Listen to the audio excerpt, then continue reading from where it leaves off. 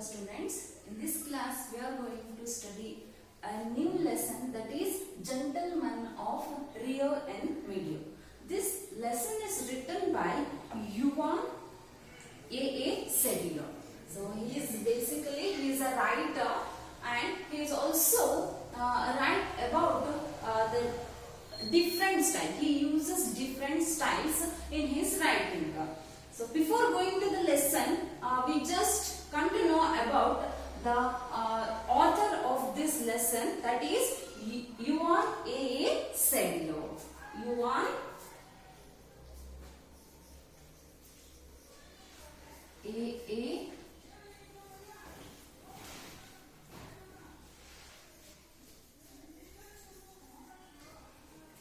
So he was basically born in New Mexico. So Yuval A. Sedillo, he was born in New Mexico, and he worked as a lawyer and held public office. So Yuval A. Sedillo, so he was basically born in New Mexico, and he is working as a lawyer and held a public office. So he has his own public office, and he is basically a lawyer. He wrote about Mexico and southwestern United States. The above story is based on an actual legal case. So this Gentleman of Rio and Medio, this is the story of a person, and this story is a real incident. In this story, the author, he is telling a real story to the people, and this is the actual legal case. It is a legal case. This case is handled by this author Yuval A. Sedillo. In this lesson, so we can come to know about what is the reason for the old man's struggle. So the old man, so he is the center of attraction in this lesson. So he is the hero. We can call him as a hero. He is doing his struggle towards the people or towards the trees. So in this lesson, we also come to know about the importance of the nature. So nature is very important. So we are here only because of the nature. Without nature, how can we live, or how can we lead our life? So nature, so only because of the nature we are here. So let us see what happened in this lesson. So Gentleman of Rio and Medio. So that old man is a gentleman. So he is a good person, human being. He is a good human being. He have the concern on the people and also on the trees. Let's see. So in this lesson, how he portrays the importance of nature. Gentleman of Rio and Medio, Yuval A. Sedillo. It took months of negotiation to come to an understanding with the old man. He was in no hurry. What he had the most of was time. He lived up in Rio and Medio, where his people had been for hundreds of years. He tilled the same land they had tilled. His house was small and wretched, but quaint. The little creek ran through his land. His orchard was narrowed and beautiful. So it took months of negotiation. Negotiation means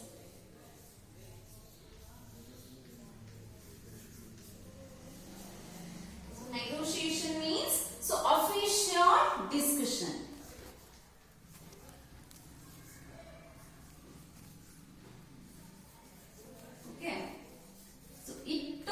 A month. So from the 1 month they are discussing something, and it took a month of negotiation. The final decision is not yet come. So the matter is going on. So what was that matter? Let's see.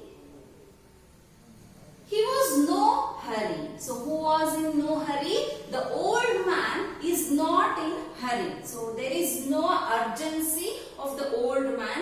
Only the other people, they are making urgency to the old man. So old man have some problems. He had some problems. So that problem is solved in an office, and it took a month. So it took a month for the official discussion. What he had the most of was time. So time is very, very important in everyone's life, and the most of the time they are spent for that discussion. He lived up in Rio and Medio. So who was living in Rio and Medio? So that old man, that gentleman who's lived in Rio and Medio. So Rio and Medio, here it is the name of the place. A place in Santa Fe County in New Mexico. So in New Mexico, Rio and Medio, it is a place. And where his people had been for hundreds of years. So in hundreds of years, the people were living on that place. So where they are living in Rio and Medio. It is a place, in that place, hundreds of years, past from the hundreds of years, they are living there. He tilled the same land they had tilled. That old man tilled, means the old man cultivate that land. So what the other people cultivate before that land. His house was small. So that old man's house was very small and wretched. Here wretched means unpleasant.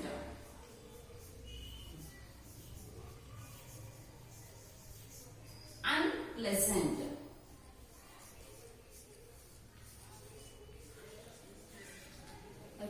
House was small house, and that is wretched, means unpleasant, and but quaint. Quaint means very attractive. That house is very attractive. That is unpleasant. So we can see, we can hear so much of noise, and we can hear so many things in that house, but still that is a beautiful. That is a attraction. The house is so attraction. It is very beautiful. The little creek ran through his land.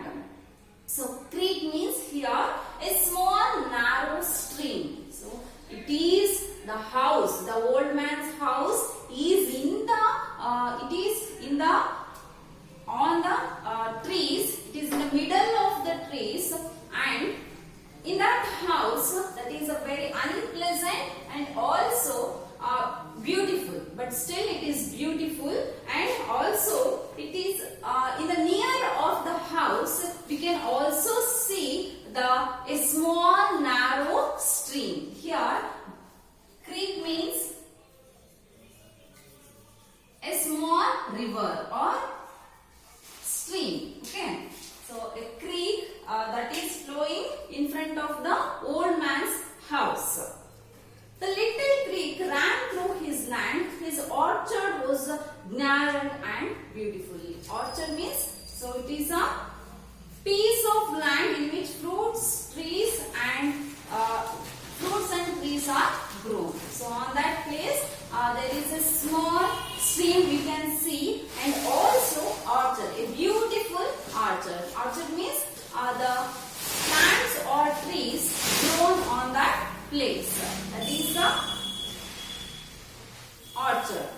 Next, the day of the sale, he came into the office. His coat was old, green and faded.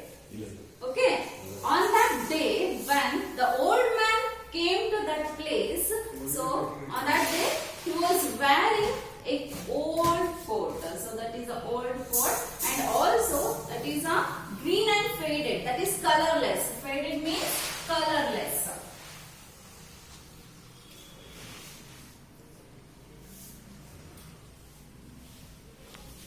So old and faded. On that day when the old man entering into the office, that is the official discussion.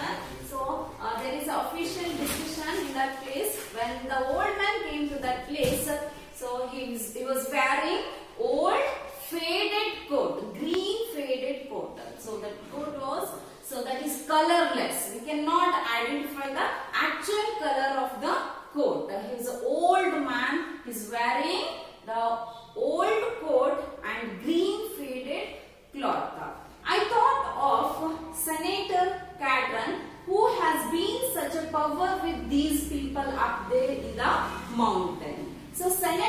Catron means, so Thomas Banton Catron, a senator from New Mexico. He is a powerful man in New Mexico. So here the author Juan A. Sedillo, he is comparing that old man to the Senator Catron. He is a powerful man in New Mexico. And perhaps it was one of his old Prince Albert's. He wore gloves. So that old man, so he's wearing old green faded coat and also he's wearing gloves to his hands. And then they were old and torn and his finger tips showed through them. So those torn, old and torn. So those torn means, so that is they are looking like a bad thing. So they are torn. And his fingertips showed through them. Those fingertips were showed through the gloves. You can see the fingertips through his gloves. Next, he carried a cane, and then he carried a cane, but it was only the skeleton of a worn out umbrella. Behind him walked one of his innumerable kin, a dark young man with eyes like gazelle.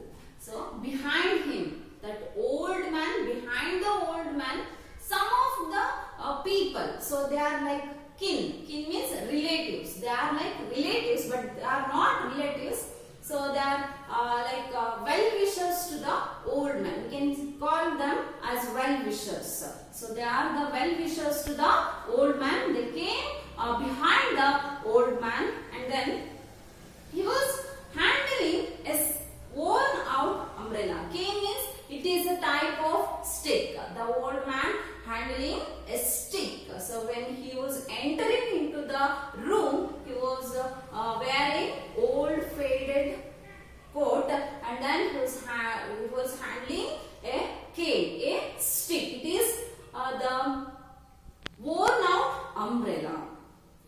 Behind him, innumerable people came in behind the old man, and then the old man bowed to all of us in the room. So when he was entering into the room, he was being an old man. So he was a cultured, because these lines. So when he was entering into the room, he bowed in front of the other people. Being an old man, there is no need of bowing his head, because he is the aged person. He is the aged person. So that there is no need of bowing head in front of the others. But still, he bowed his head. So it is a significance of the respect towards the other people. Then he removed his hat and gloves slowly and carefully. So he came towards the room, and so very slowly he removed his gloves, and also he removed his hat. Very slowly he removed his hat, and also very slowly he removed his gloves. Next, Chaplin once did that in a picture. In a bank, he was the janitor. Here, janitor means someone whose job is look after a school or a large building. It is like a security. So in a particular film of Charlie Chaplin, so in that picture we can see the scene of this old man. He slowly removed his hat, and also he removed his gloves. So the same picture we can see in one of the Charlie Chaplin's movie. So in that movie he was doing the same thing when he was working in a office, or when he was working in a school, a large building. So here the writer compared that old man to the Charlie Chaplin. Then he handed his things to the boy, who stood obediently behind the old man's one of the boy, he stand up behind the old man. So he is a follower of the old man. So one type of he is a helping man towards the old man. So obedient boy, he was an obedient boy. He stood obediently, very faithfully. He stood behind the old man and so behind the old man's chair. So he just handed all over things. Those are a hat and the gloves. So those things he handed those things to the chair behind the